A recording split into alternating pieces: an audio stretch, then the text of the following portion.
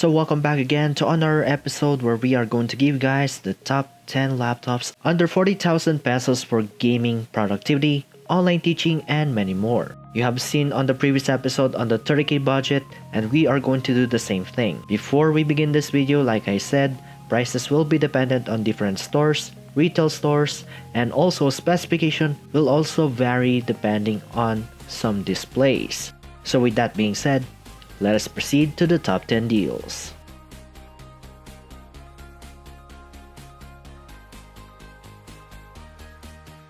On our first spot right here is the Acer Aspire 5, that this one is priced at around $39.99. From its original SRP of $31,999, this laptop can have a free upgrade. This kind of laptop is sleeker, slimmer, more portable. The 1005G one has a turbo boost up to 3.4 GHz. That is really great when it comes to its light productivity to medium. That when it comes to the graphics card, the MX350 is really a great graphics card if your aim is to play games. And of course, that 4GB with 4GB free upgrade with the 1TB and 128GB SSD, which is NVMe based, this is a really great price for $30,999. On our number 2 spot is the ASUS X412FJ. You can see that this laptop shares the same similarity on the ViewBook lineup, but this one is still a 14-inch that looks like a 13.3-inch in terms of its form factor. With that narrow bezel display, I do appreciate when it comes to it, but the specification here is kinda different. The i3-8145U processor might be okay by modern standards,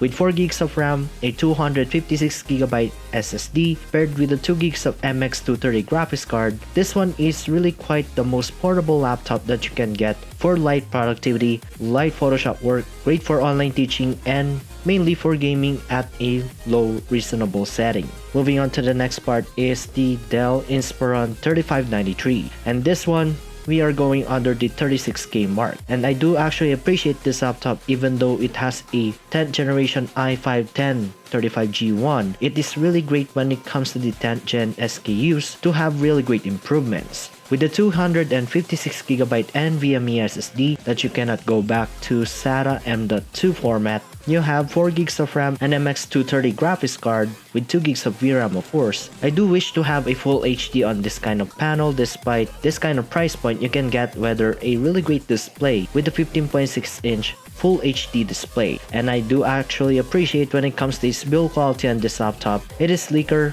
more importantly portable, and I do wish also that the panel should have a more narrow bezel for this kind of unit. Acer Nitro 5 AN515, so it's a drop, but this is what's really good about it. We have the AMD Ryzen 5 3550H processor paired with 4GB of RAM, 1TB hard drive, and of course the 4GB RX 560X that I do actually made a review on the ASUS TUF Gaming FX505DT-HN458T, and it's really a great laptop processor that this one can perform. And the graphics card is really quite okay for modern games, but you need to tweak a little bit on the settings. And the 15.6-inch IPS display, you can do some calibration in order for you to get comfortable. Moving on to the next one is, of course, we already reviewed this laptop, so go on the top right corner to watch that full review and gaming perspective.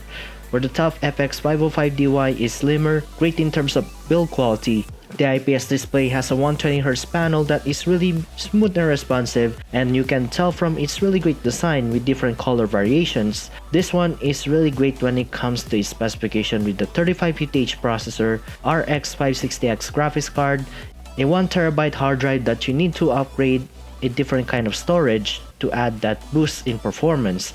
4GB of RAM might be enough, but for $35,995, that is not a bad deal. Moving on to the next part is the Acer Aspire 5 A51555G. When it comes to its specification, it is really good when it comes to the MX250 graphics card, a full HD display with an IPS panel, and a 1TB hard drive paired with 256GB NVMe SSD. You cannot go back when it comes to M.2 SATA drive, where this one is really compelling. Even with the i5 1035G1 is a great way to go, but the 4GB of RAM, you can add a little bit more. to add that 8GB upgrade. Now we go to the 11th generation SKUs of Intel. This is the Inspiron 3501. The 3501 has a more modern look and is sleeker. More importantly, is really way better as what you can expect for its specs. That this one has the Intel Core i5 11th generation 1115G4.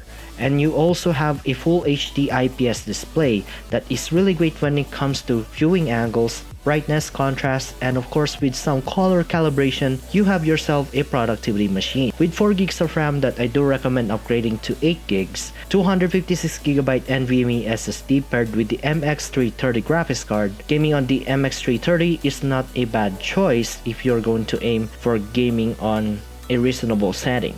Moving on to the next part is the Acer Aspire 5 A514, this one with the IPS display.